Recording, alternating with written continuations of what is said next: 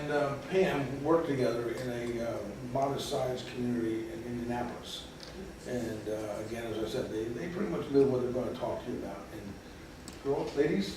So we're ready. Are you ready? Are you ready to have just some great prospects, some great residents that pay their rent on time? Yeah? Okay. And they keep their property clean because they truly understand the rules and the regulations and they want to comply with them. You know, this is a good goal that all of us should have when we're running a community. I am Pam Zemer. This is Adriane DeRose. And we are going to be sharing with you today our experiences that we have encountered throughout the years. And between the two of us, we have over 60 years of experience. Now, granted, we were very, very, very young when we started. So we have done everything from property management to sales management. We have done developments from the ground up, from farmland up, large communities. We have done water lines installation throughout a community, or even just repairing, and I think we all experience that in our day-to-day operations. So we have cleaned up distressed properties, and we really enjoy doing that because you can really stand back and see what you have accomplished, and that's a lot of hard work, but it's very, very rewarding. So we sell homes. The owners are their owner-occupied homes. We also have done some leased, and I think Spencer's going to talk about that a little bit later on. We pretty much have covered about every aspect of this industry, and we have both served on the Board of Governors for the state of Indiana. Adriane is currently serving on the board. So we just get very, very involved. We do believe in what we do, and we do follow through with what we do. We don't just talk the talk. So this morning, briefly, we're going to be sharing with you about licensing requirements in different states and curb appeal. And this curb appeal is just a quick overview. It's not curb appeal 101, because I know you've been through that. So we're just going to kind of touch on the points. Home sales within a community, which I think most communities are doing today. It's very, very crucial. And staffing, training, or managing. Okay. So let's get started. We're going to start with the requirements of different states. And if you have a dealer's license within a community, I'm going to go through just a few of them, but whatever state that you're in, we'll give you more information to where to find that information, where to locate that information. In Indiana, for instance, if you sell 12 or more homes per year, then you need to get a dealer's license. And they are also working on, they have a meeting in July of this year looking to kind of lessen those requirements for us, which is we're all very excited about. In the state of Ohio, it's a 2-year license and obviously has to be renewed every year. But the interesting thing about Ohio, you need to be fingerprinted, which I thought was interesting. But every state will have something just a little bit different. So what we recommend to you is either contact your state association, find out what those requirements are. You can contact either one of us and we'll be more than happy to get you the links to those sites. Or better yet, you can contact George Allen, because you know, you have google.com, we have george.com, because I'm telling you that man has a wealth of information and we're just excited to even come alongside of him. So we have visited many properties just lately, and we just wanted to see which properties were the most desirable, which ones had the most curb appeal. You know, when you go out and play golf, do you play golf? I do. Okay. Do you like to look at the golf course and how pretty it is and how well landscaped it is and just well manicured? And you know, that just gives you a nice visual. When we think of a golf course, we think of something as very beautiful and very delightful. But On the other hand, there are golf courses that look like this. There are properties that look like this. Do you want your property to look like this? Or your prospects to perceive that this is what they're seeing when they go in? As we visited our different properties, we saw this. We saw some of them first. So we should definitely be showing people what they would like to perceive, what we would like, excuse me, what we would like to perceive. You know, if we're going to attract good residents, we need to have beautiful properties, not distressed properties.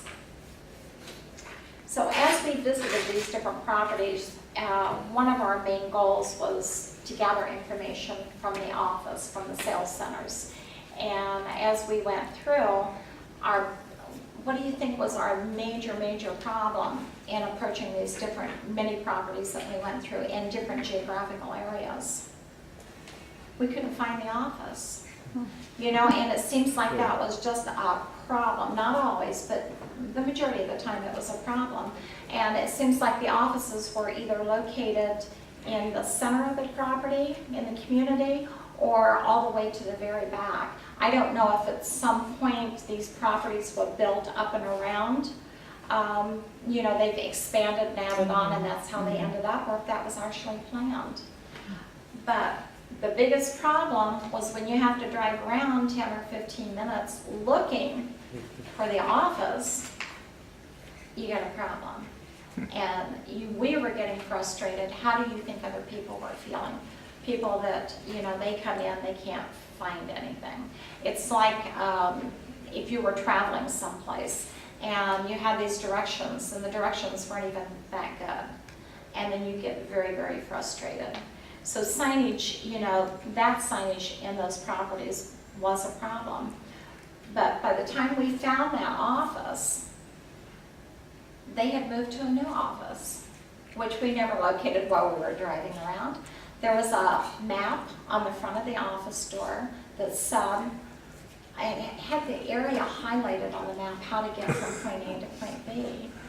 And we're thinking, okay, we did see the office hours, so we thought we're good. We're not here at lunchtime, so we're still good. We drove around and drove around and drove around. So when we finally located what we perceived as the office, I'm going to ask you a true or false question. And you tell me which one you think is true. The signage that we found had weeds blocking it. Had what? Weeds blocking the sign. There was no skirting on this office. There were no steps up to the office. However, we were greeted by a pleasant staff member. Any thoughts? Probably true, huh? They're all true except for the last one. We were not greeted by an employee, a staff member, or anyone else because there wasn't anyone there. You know, it's just sad to me to think that this is a very large community as well, but it's very, very sad to think that we had to put that much effort into looking for a home, seeing a home, just gathering information about the community. You know, it was just, it's crazy, absolutely crazy. So between the weeds and everything else, let's get clear signage up. You know, that appears to be our biggest problem. That's the problem that we continuously ran into, was the signage problem, just over and over and over again. So make sure that they can find you. Give them that yellow brick road to walk down. Make it so simplified that they just kind of, there you are, you know.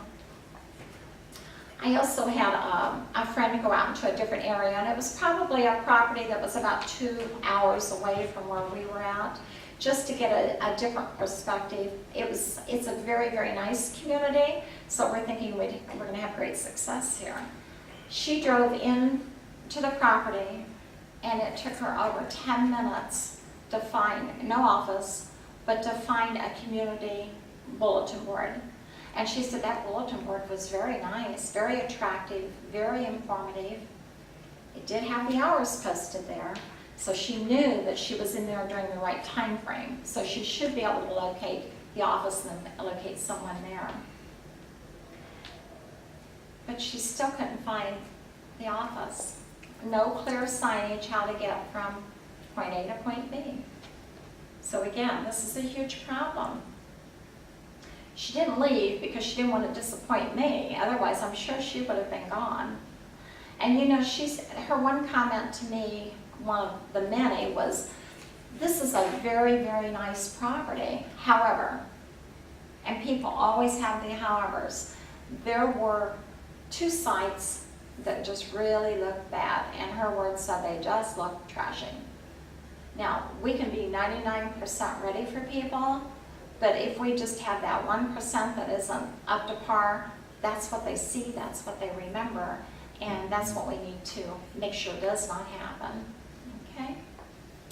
You know, we had that one opportunity with our curb appeal, with our staff, with just our presentation, to be able to grab these prospects, to bring them in, to sell them a home, to dazzle them, you know. And if we don't do that up front and get that hole-in-one right up front, then we miss that opportunity. And we put them into the sand rut. And trust me, I've been there. That is not fun. You're always digging your way out of those sand ruts in the golf courses. Or worse yet, she could have been, your prospect could end up in the pond, so to speak, that she just, you have no opportunity at all.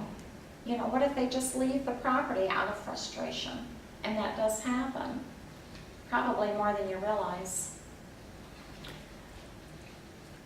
You know, we realize that offices are very, very short-staffed anymore. Many years ago, I don't know how long you've been in business, but many years ago, the offices were full of people. Someone wanted to go to lunch, or go do this, or go do that. There was always someone to cover the office. And we don't have that luxury, I don't think, today. But what's wrong with putting a sign on our door that says, out showing homes, I'll be back at 2 o'clock. Or, I'm out on the property, I'll be back in 15 minutes. Why can't we inform our residents, our prospects, with signage? We'll never have the opportunity to sell them if we don't have a sign.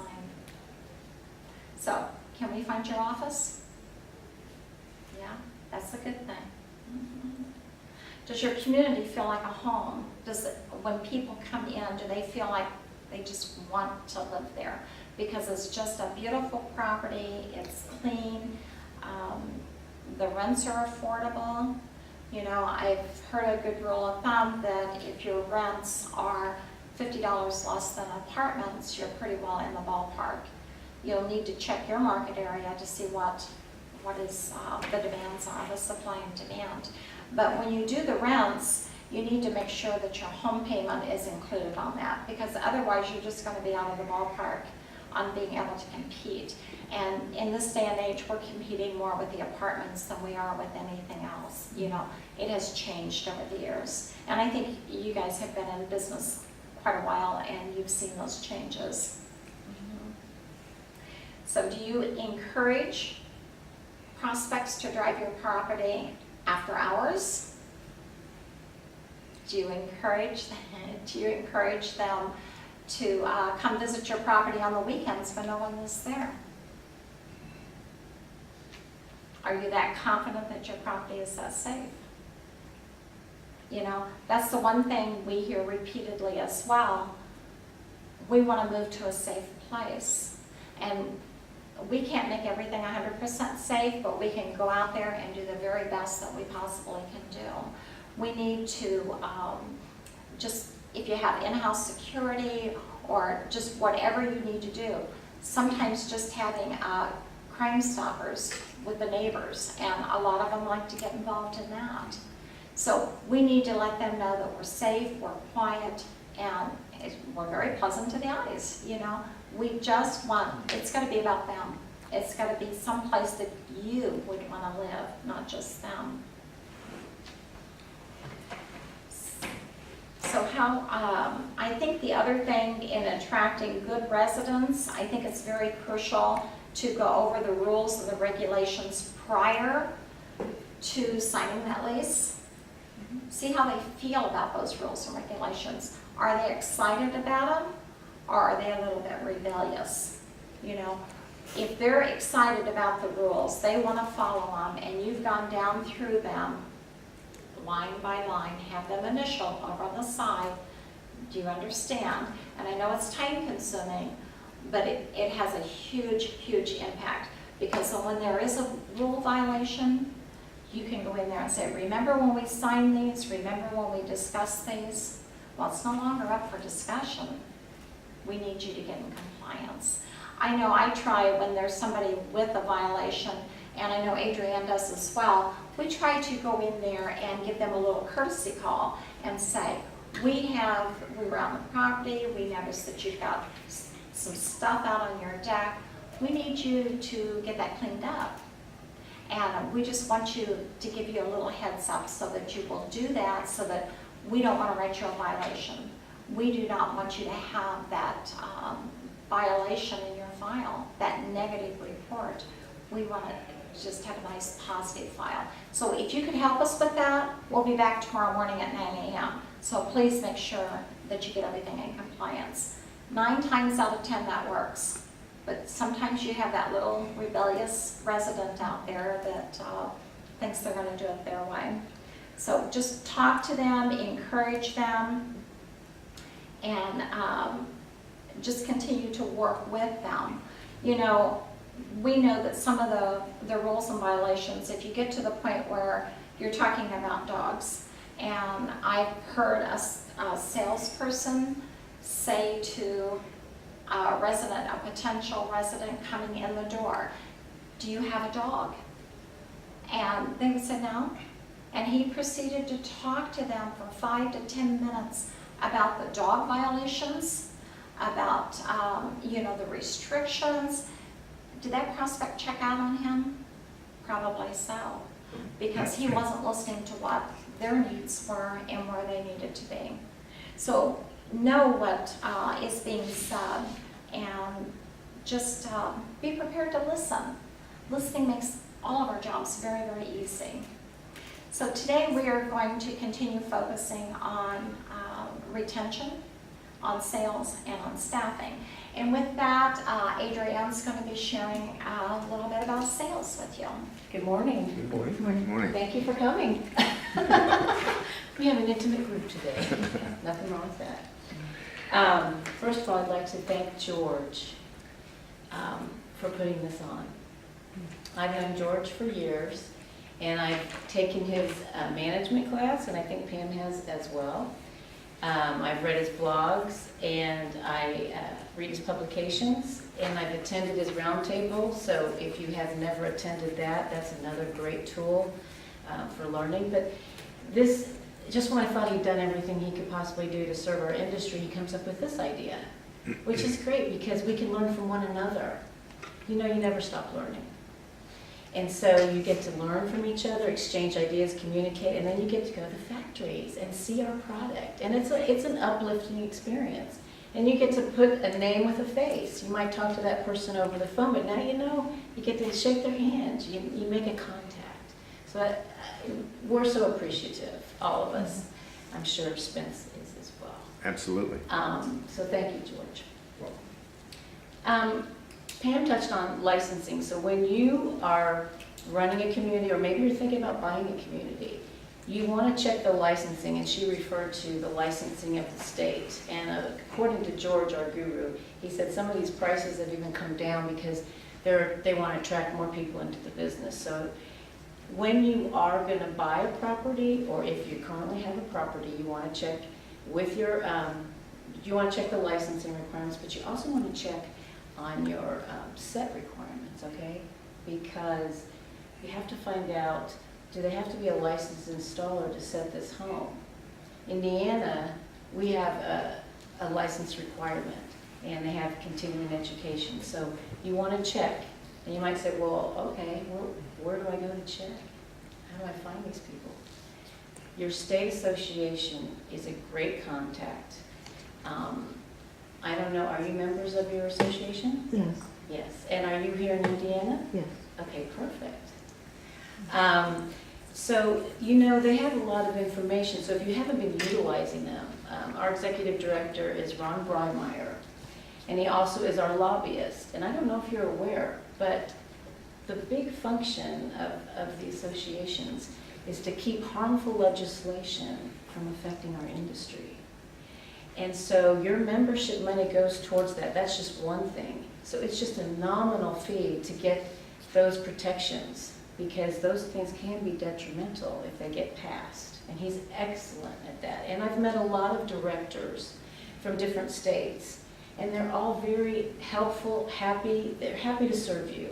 So really, if you have a question, call them up. If they don't have the answer, they'll show you where to go. So it's a great source, and I'm glad you're members. I've read that Einstein said this, and I've read that Mark Twain said this, so I'm not really sure, but I've read more that Albert Einstein said it. He gets more credit, so I'll give him credit. Insanity is doing the same thing and expecting different results, right? So what is constant in life? It's change. Sometimes you like those changes and sometimes you don't, right? But you can count on it, and we've had a lot of changes in our industry. When the repos came because of lack of financing to get these moved into the, into the new sellers, we had a change. We had a lot of people that had to get creative because they said, well, I can't get anybody to finance for my homes. What am I going to do? So they went back toward renting, or they had lease options. And they had straight sales, and that's primarily what we do. Those tools can all help you, but if you want to do straight sales, most people would like to do that if they can, or add it to your tool chest. And why do we like those home sales? Because we get resident retention, number one, but, well, actually, number one would be filling your communities. That's our goal. We want to keep those communities filled and get them filled. The next thing would probably be resident retention. You also can, they pay their lot rent, better when they're a homeowner. They tend to follow the rules better when they're a homeowner.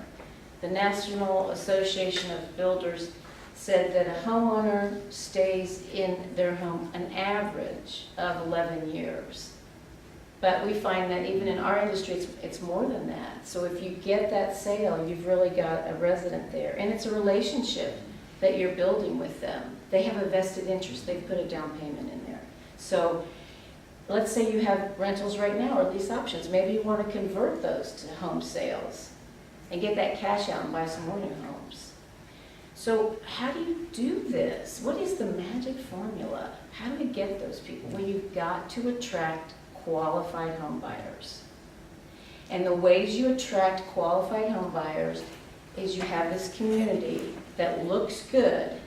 Doesn't have to have a lot of amenities necessarily, but it just has to look clean, and you have to have signage so they can find you.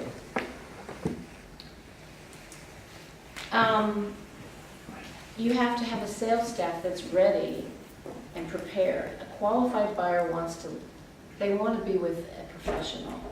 So how does your sales staff, because you only have that one chance to make that first impression, so how do they greet your client? Do they get up out of their chair? Do they give them a nice handshake? Do they smile? Do they look professional? Do they sit down with your client? We find this is a great tool.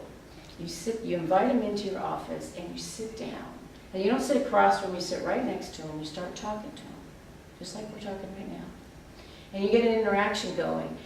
And you listen, and that client, you ask them, what's the reason that you want to move?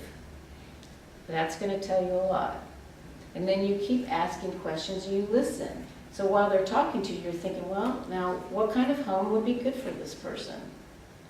Maybe they tell you that they have some credit blimps. Have you ever had clients that have a little questionable credit? I think we all have. So you might be thinking, well, I have a home that the bank owns. You know, someone who just couldn't make their payments, and I have that home. And I know that they are going to be a little bit more lenient. So in the back of your head, you're saying, I can show that. And as a rule of thumb, we try and show bank repos every time we go out and show homes, because we want to keep that relationship good. The bank appreciates if they have a bank repo that you get it fixed up, get it on the market, and sell it as quickly as possible. And you'll find if you work with your bankers, they'll work with you. And people say, well, there's no banks, but there are banks. There's credit unions, there's small banks. You just go and introduce yourself, tell them what you're doing contract installment sales. I own this manufactured housing community, and even invite them to come out. We use Triad also and Oxford Bank and Trust. So there's ways to do it. You just got to get the qualified buyers. True story.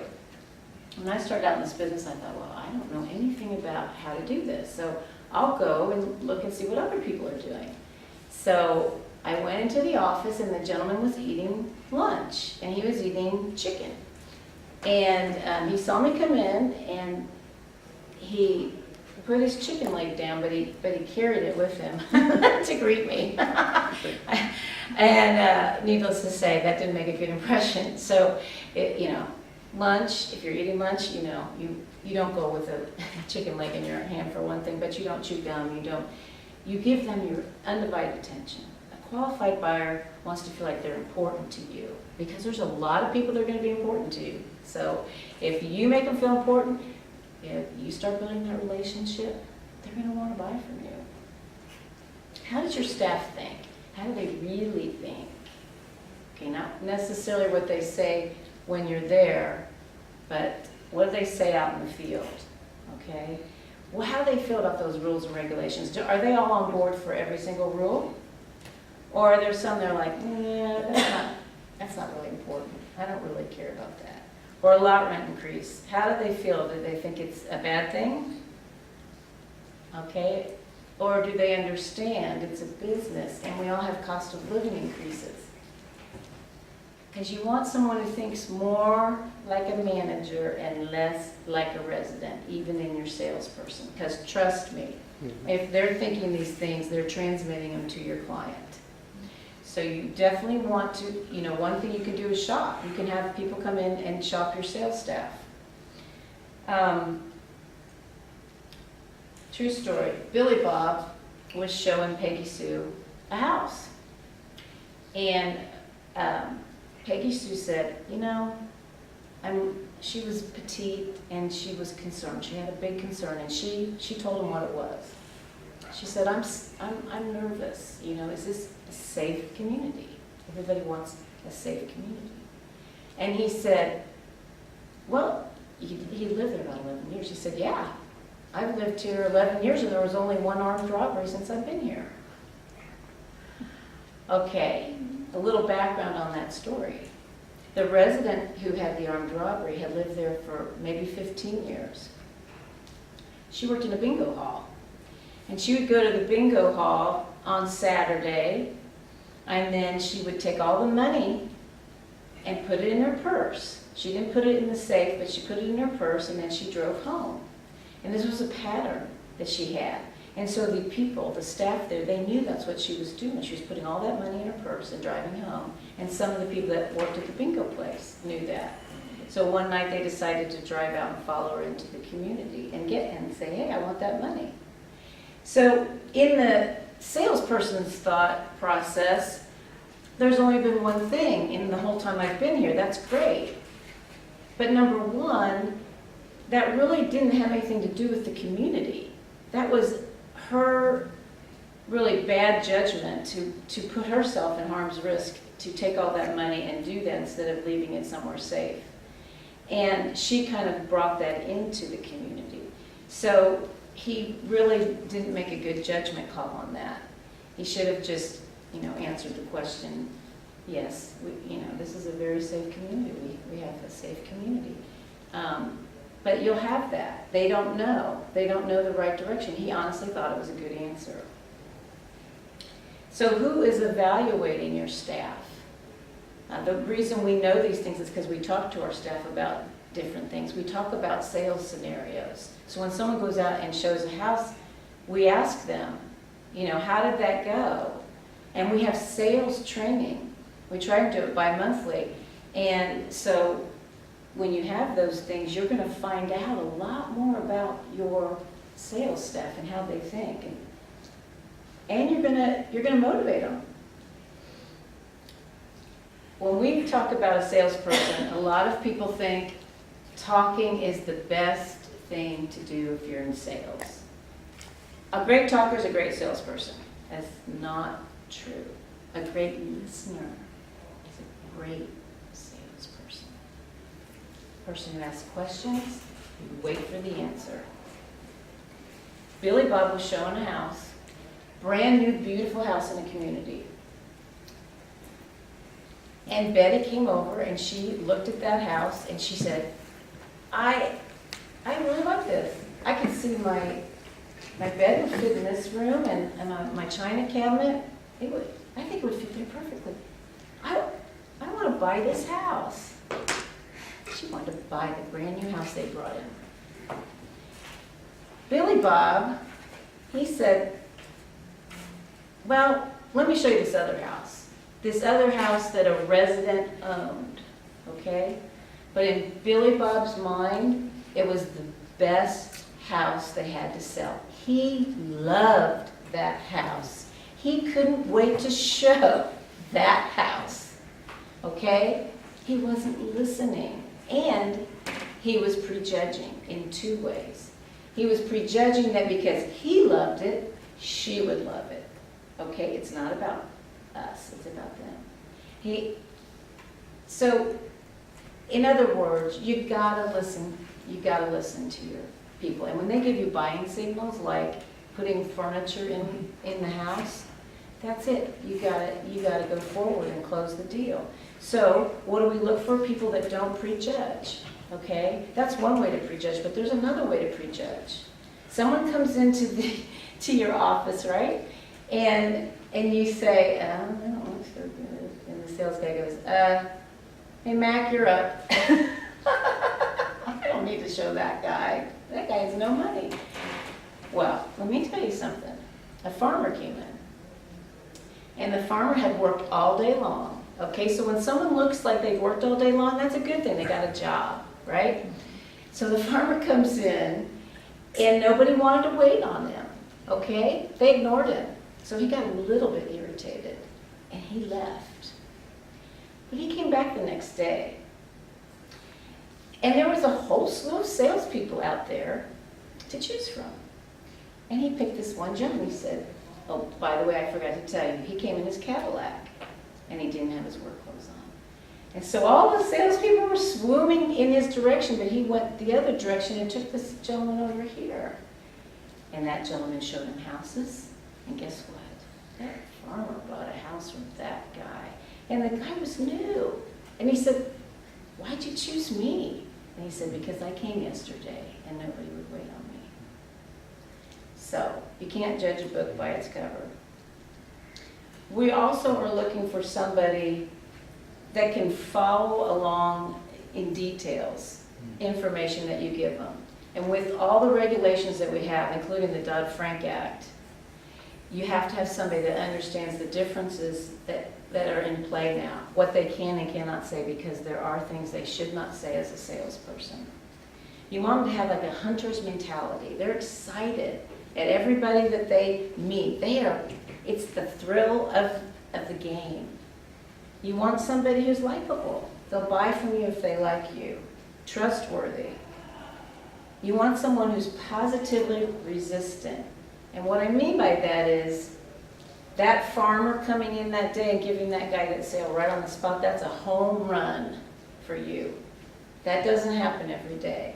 Normally we have to work these deals and we have to communicate, but we have to do it in a nice way, not in a hit you over the head way. I mean, right now we have somebody we've been holding her earnest money, talked to her through the internet for over a year. And she wants to buy in our community. We've established this relationship. She hasn't been able to sell her house in Florida. This is her second realtor. It takes time sometimes to cultivate those leads, but you want someone who likes to do that. They like to follow up.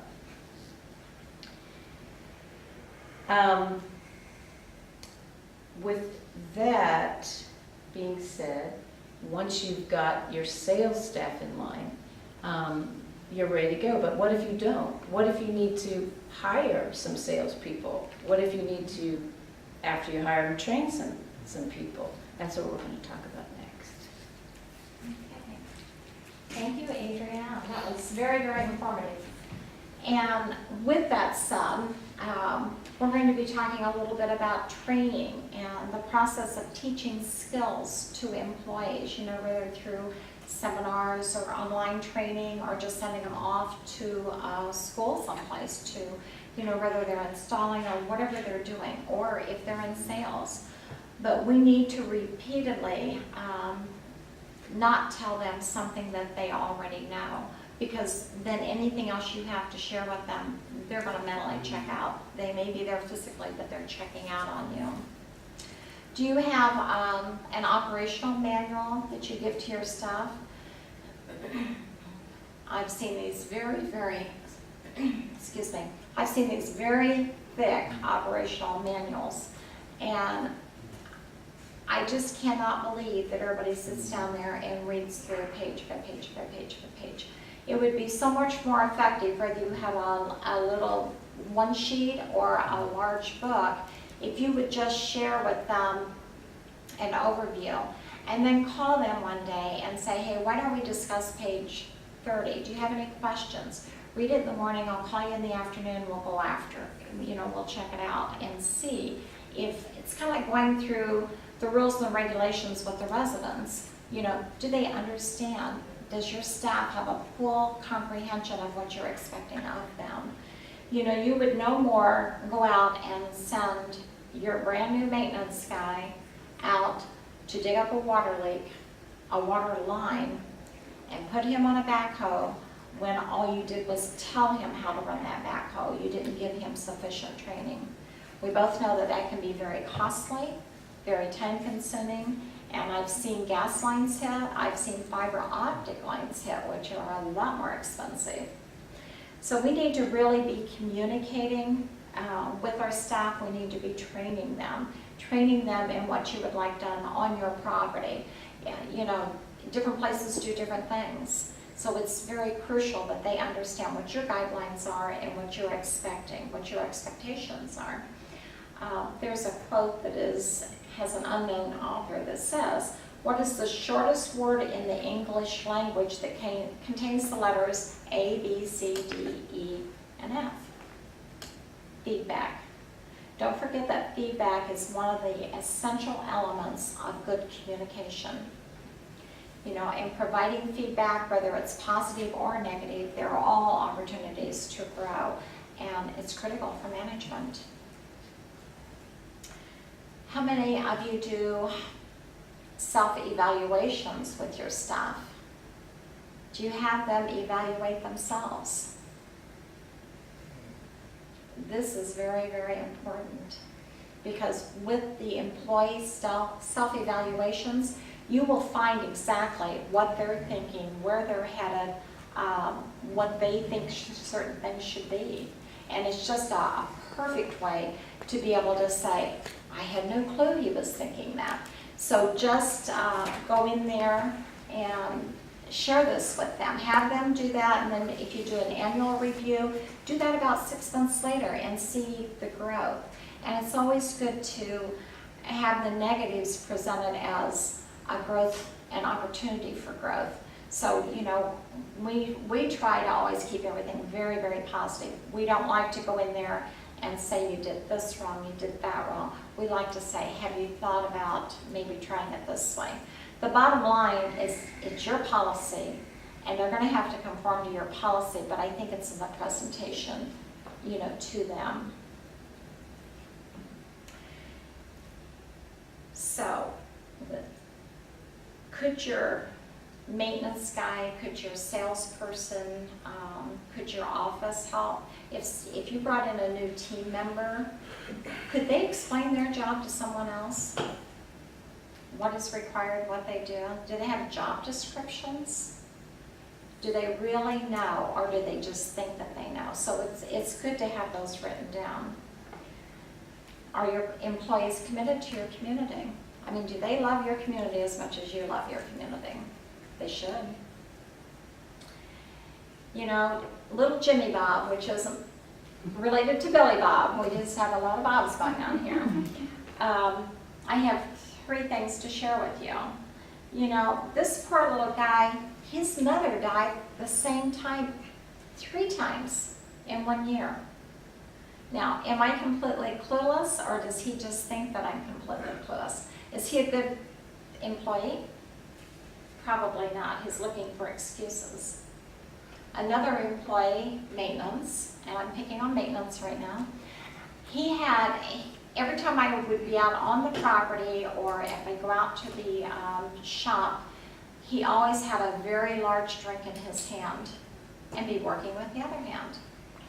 And I'm getting 50%, not 100. Should I only pay him 50% of his wages?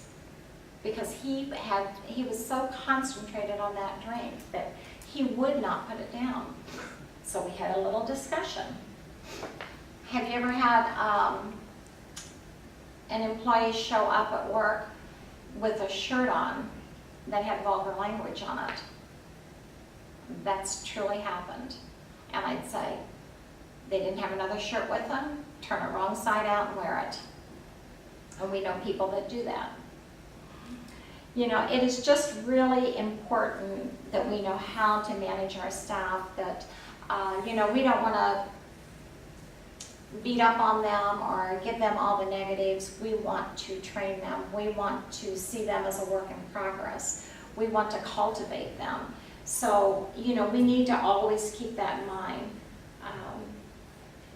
You know, there's just, to have retention in the community, it's going to be crucial that we guide and that we train people. And some people, I think, are manageable. You know, when you have somebody talking about dogs and the restrictions and the violations, I mean, when you overhear that, we should be talking to them and training them as to what's going on. I've got a question for you. If you had a salesperson and they were your #1 producer, but they brought all this toxic atmosphere into your work area, would you let them go? Would you fire them? Or would you keep them? They're the #1 producer, but the other 3 people are not producing because of all the negativity. This person, I actually fired her because she had everybody so beaten up emotionally that they felt like they couldn't do anything. When I fired her and the other 3 started producing, it was just amazing. And they outproduced what she was doing. So, and it was a better atmosphere, because I think when your prospects come in the door, whether it's to purchase a home, or maybe they're just have a home, they want to relocate on your property, then we need to have that good atmosphere walking in. You know, it's kind of like they say, when you answer the phone, smile, because people will see your smile over the phone. Have you heard that? You know, when people walk in, we need to step up to them and we need to smile, and they need to feel that we have a group of team players. You know, we don't have, like Adriane was talking about, the farmer coming in. You know, everybody should have been up and you know, just enthusiastic and excited about where they were working. You know, so many times people are so busy saying, thank God it's Friday. We like to think, thank God it's Monday. We have another opportunity to greet people and put them in the home that they would really, really like. So, with all of that said and done, then I think Adriane has a little bit more to share with you. Okay. You're good. So we want to find some of this talent, don't we? If we got to hire, what do we do there? Well, I tell you what we do. We don't really look for the person with the most credentials. We don't necessarily look for the person with a lot of experience. We look for the person who thinks their job is important, who views work in that way, okay? That type of person is gonna work well with others. You're not gonna have to motivate them and give them a lot of pats on the backs. If you give them a project to do and they wanna change something, they're gonna come to their supervisor and ask. They're gonna have a respect for themselves and others around them. You're gonna be able to trust them. They're gonna have a good attitude and a good work ethic. They're gonna earn their wages, not just collect their check. Everybody has different sizes communities, and we realize that. But just as kind of a rule of thumb, we like 3 people. We like a maintenance person, and we like the office manager, and then a salesperson, okay? If you can have 2 salespeople, it is a benefit in this way. So it doesn't mean you have to hire a second salesperson if you need a smaller staff. It means maybe your office manager can show houses and can sell. Because if you get 2, you're gonna get more sales usually. And I think it's kind of like the restaurant that's built right next to an existing restaurant. The first restaurant is nervous about the competition, but actually what happens is both benefit and there's more people there. So if you can have 2 people showing, that would be ultimate, but three people. We think it's really hard for somebody to do really well at community management and sales. It's different hats, and you're better off if you get a separate person. Where might you find these people? You know, how do I find them? Well, you can get referrals, but you can also observe people when you go to the restaurant or you go to the grocery store. Is that person who's doing the bag checking, are they really taking it serious and doing a nice job and addressing you nicely? Is your waitress really giving you great service? You can hire those people and they can work out very well. It's just somebody that has that attitude that their work is important. No matter what they're doing, their work is important. Then you kind of, once you've got your staff hired, you might make a mistake once in a while. We all have. And we hire somebody who's not maybe perfect for the job. So what do? Do you fire that person? You know, most of us don't like to fire anybody. It's not a fun thing to do. And also, according to Investopedia, a person that's making $8 an hour and you have to let them go, you've lost $3,500 for the company, for the training. So it's costly as well. So what we like to do is we really want to analyze that person and say, what are their upsides? Is there a way we can make this work? And then what we do is if we decide that, we know we're going to have more management time with them. And we know we're going to have to do more reinforcement. So it's important to follow up, follow through, and get ready. I mean, we all have to get ready, right? We have to get ready so we can get that hole-in-one. Are you ready? I'm ready. Are you Are ready? you ready? Are you ready? We can do this. We can do this. And even if you don't play golf, you can do the hole-in-one. Trust me. Trust us. Thank you. Thank you. Good deal. We'll go away, I got questions for you. Oh, questions. The whole audience, all kinds of questions back here. I didn't get a chance to ask you this yesterday, and I'm just curious how you handle this at your property. When you have new homes on a site, set up, you know, like a spec type situation, do you leave those homes locked during the workday or unlocked? Locked. Why? Well, you know, you might I'm not have, saying right or wrong, I'm just asking why. you might have a kid that goes into the house, you know. Screws things up. You might have some staging, and you might be a little worried about, you know, someone coming in and doing something to some of your staging. What would you say, Pam? I would say I'd be more concerned about my appliances not being there in the morning because they will take them. And, you know, if we bring a double wide home in, we always try to get it at least this close together so nobody can wiggle up in there and cut the plastic, grab your appliances and go out the front door. Okay, now suppose you had 2 houses, suppose you had a single wide or 2 halves of multi-section.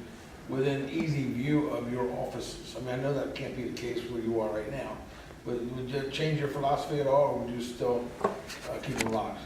No, I like, you know why, another reason is I want someone to go into that property with the client. I do not believe in the à la carte method where you just go, hey, go look at those and tell me what you think. I'm gonna sell them that way, right? Why do they need the salesperson then? I mean, if you can just say, here's the home, and here's the location, here's a little map, my signage, but, you know, why would they need a salesperson? They wouldn't. Yeah, as an anecdotal comment about that situation, I was mystery shopping one of the largest firms in our business a couple of years ago, and they had a rather large section of homes for sale in their community. And so I went in the sales office, and I had a hat on and some other disguise my features, because I knew that some of the staff around there would know who I was. And so I went in and had trouble finding anybody to wait on me. The guy finally came out and just did a cursory introduction, like, you know, who are you? And I told him my assumed name. He said, okay, fine, what are you looking for? I told him, oh, we have homes like that. And I said, fine, can I see them? He said, sure. He handed me the entire key ring for the property. I've seen that happen. And I started out the door thinking to myself, oh, you do not want to read the shopping report when I go with it. And about that time I heard a female voice, whom I had not heard earlier, from a back room say, Frank, get in here quickly. And that was Frank, was the guy that had just gave me the key ring. Next thing I knew, I had hardly gotten out the door, and Frank literally jumped out the door and ran down past me and said, here, let me take you around and show you the model homes. Mr. Allen. Did it change the report? Well, not really, because what happened was that the manager of the property recognized my voice in the back room. Did you just give him your whole set of keys? And yeah, get him, you know, and whatever. So it was kind of embarrassing for them. I thought it was kind of humorous from my perspective, but I agree with you about, you know, having the home locked up. And that's always long been a discussion point about on-site sales, maybe more so in retail sales lots, as to leaving them unlocked so people can feel free to go around and whatever and then come to the office. But Grayson Struckfinger, which is dead now, was the proponent of no, don't do that. Nobody sees a product unless you're with them to demonstrate that product, engage with them, they're ready to buy. And so I'd like to ask that kind of question for you. Yeah. I've seen, you know, how they used to have a lot of the street dealers, and the homes would be kind of all placed around the office here. You could kind of oversee it. We used to go out and unlock all the homes every morning, but somebody had to come through the office to get out to the homes, and as soon as they came through the office, then we would walk out there with them.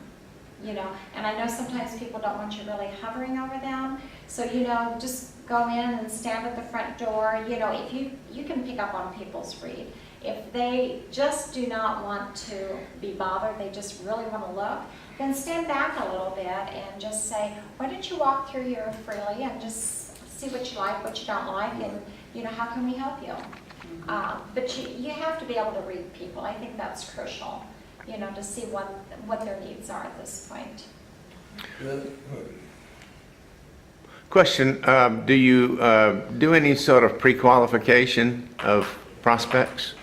In our consultation, we're actually finding out about them. But we try not to prejudge. We do listen for hints like I shared with you about the repo. Someone with questionable credit, okay? We don't actually say, here, fill this information out and then we'll figure it out. We actually like the bank to make those determinations. So we really want to leave it up to the bank. So even as far as down payments, we don't let our salespeople talk about how much do you have down, because they can't. They're not supposed to do that. They can, you know, you can probably get away and, you know, check with your lawyer, whatever, with saying a range. You can probably get away with the salesperson saying a range. But the best thing to have your salesperson do is say, check with the finance, when you go to the financing, they can help you with that. And you'd be amazed, people, and that's why we like it separate, people, they don't always want to tell their salesperson. You've probably done that. You don't tell them exactly what you can afford all the time. You see if you like something, and then you might say, well, I can buy that. You might start out at something low, because you're just checking it out, and then the more you feel comfortable, in the process, the more you're willing to speak about it. Right.